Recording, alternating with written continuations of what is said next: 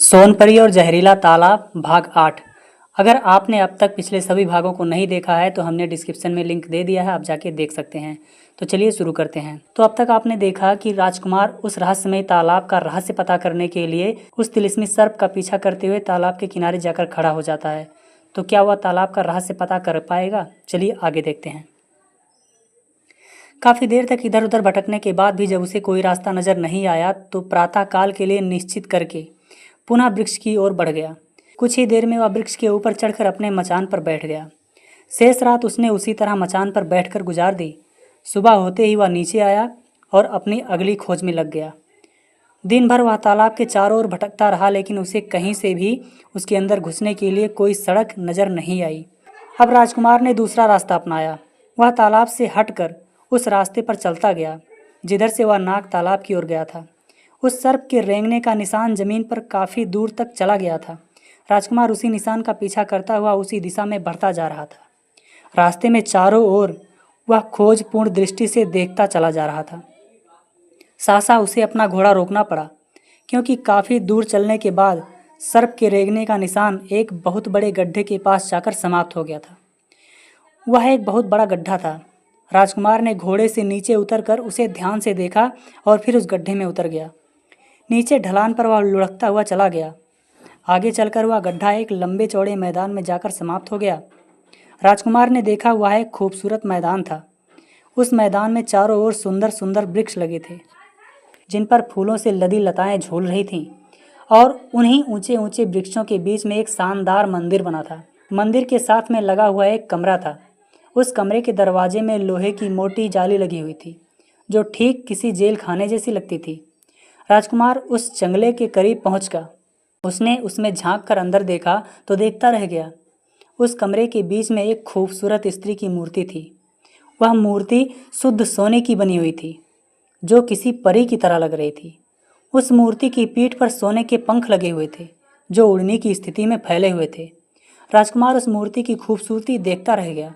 उसके मन में आया कि वह किसी तरह इन लोहे की सलाखों को तोड़कर अंदर पहुंच जाए और फिर उस मूर्ति को अच्छी तरह देखे। लेकिन उस बंद कमरे और दरवाजे में प्रवेश करना राजकुमार के लिए किसी तरह संभव नहीं था। राजकुमार ने उस लोहे के दरवाजे को पकड़कर हिलाया तो उसे लगा जैसे उसका पूरा शरीर झंझना उठा हो। उस लोहे के दरवाजे से चिंगारियां निकलने लगी थीं। राजकुमार ने बिजली जैसे फुर्ती से दरवाज़ा छोड़ दिया और पीछे हट गया। तभी दूर वातावरण में तेज घंटियों का शोर गूंज उठा। राजकुमार चौंक कर पीछे मुड़ा। देखा चारों ओर से बड़े बड़े भयंकर काले नाग उसी की ओर दौड़े आ रहे थे, और उन्हीं नागों के पीछे कुछ सैनिक थे, जो अपने हाथों में तलवारें लिए नुकीले भालों के साथ उसी की ओर बढ़े आ रहे थे। अब राजकुमार समझ चुका था कि वह खतरे में फंस गया है।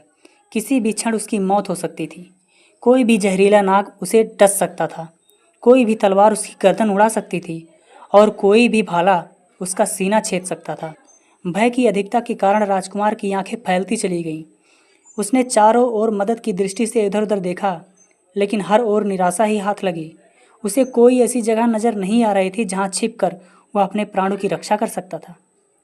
अब वह सर्प और सैनिक बहुत पास आ चुके थे। राजकुमार मन ही मन ईश्वर को याद कर रहा था।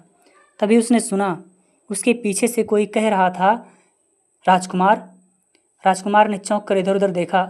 उसे आश्चर्य हुआ कि उसे यहाँ कौन बुला रहा है, लेकिन चारों ओर कोई नहीं था। वहीं सैनिकों का शोर कान के पर्दे फाड़े डाल रहा था। वे बराबर चीख रहे थे, पकड़ो मारो, बचकर जाने ना पाए। राजकुमार की हालत खराब थी।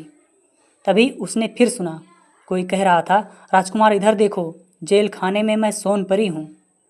अब राजकुमार पीछे और आश्चर्य से देखता रह गया। वह सोने की मूर्ति उसी से किसी जीवित स्त्री की तरह बातें कर रही थी। राजकुमार कुछ पूछे इससे पहले वह बोली, जो कुछ पूछना है बाद में पूछ लेना राजकुमार, इस समय वक्त बहुत कीमती है। यह दुष्ट लोग कभी भी तुम्हारी जान ले सकते हैं। लो, इसे ले लो, अपने मुंह में रख लो, फिर ये लोग तुम्हें नहीं देख सकेंगे। तुम गायब हो जाओगे।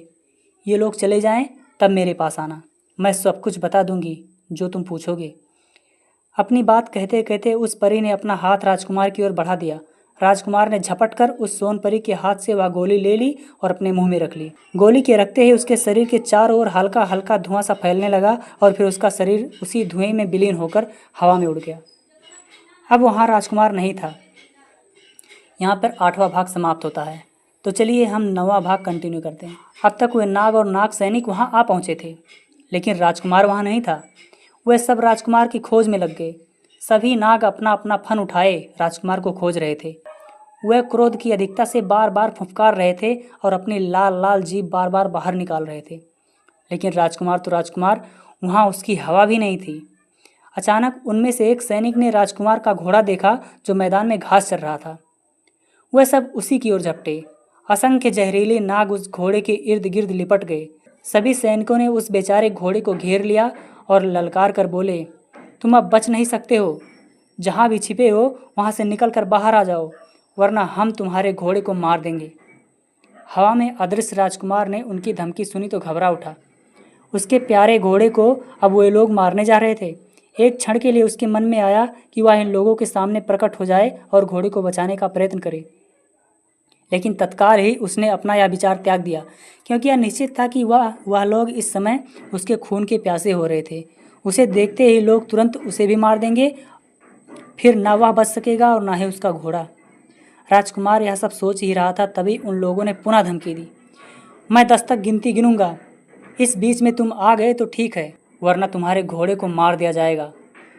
और सचमुच वे लोग बगैर किसी उत्तर की प्रतीक्षा किए गिनती गिनने लगे।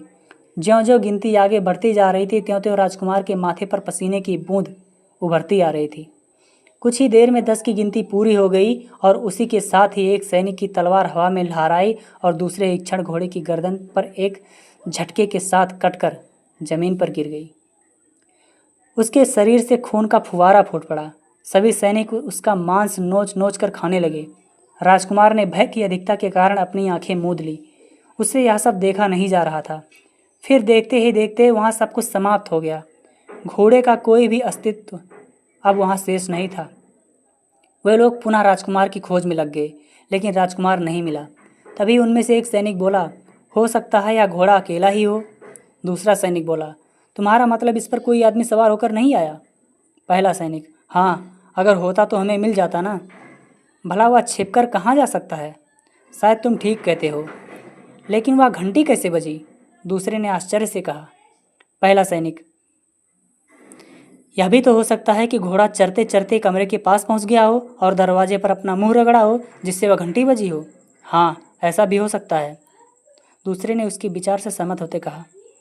फिर उन दोनों ने सभी को एकत्र करके अपने विचार बताए। वे सब भी उनके विचारों से सहमत हो गए। फिर जिधर से वो लोग आए थे उधर ही चल दिए। राजकुमार उन्हें जाते देखता रहा। कुछ ही देर में वे लोग आंखों से ओझल हो गए। जब वे लोग दिखलाई देना बंद हो गए तो उनकी ओर से राजकुमार को कोई खतरा नहीं रहा। तो उसने सोनपरी से मिलने की सोची। उसने अपने मुंह से गोली निकाली और दूसरे ही क्षण वातावरण में हल्का फुल्का धुआं सब फैलने लगा। फिर वह धुआं गाढ़ा होता गया। लगता था जैसे वह कोई धुएं का वाहन हो। कुछ देर बाद उस धुएं ने मानवीय आकृति में सिमटना आरंभ कर दिया और फिर उसकी मुखाकृति स्पष्ट होने लगी। वह राजकुमार ही था, जो अब अपने असली रूप में दृष्टिगोचर हो रहा था। राजकुमार धीरे से आगे बढ़ा। वह एक क्षण के लिए उस स्थान पर रुका जहां उसका प्यारा घोड़ा उन अज्ञात शत्रुओं के द्वारा मारकर खा लिया गया था। अपने प्यारे घोड़े के दुखद अंत को याद करके राजकुमार की आंखों में आंसू आ गए। वह काफ़ी देर तक उस स्थान पर खड़ा खड़ा रोता रहा। फिर उसने जमीन में झुककर उस जगह की मिट्टी उठाई और उस खून से सनी मिट्टी में अपने माथे पर तिलक लगाता हुआ दृढ़ स्वर में बड़बड़ाया, मैं तुम्हारा बदला गिन गिन कर लूँगा। मुझे कसम है तुम्हारी, जब तक एक एक को ना मार दूंगा चैन से नहीं बैठूंगा। और फिर वह एक झटके के साथ आगे बढ़ गया।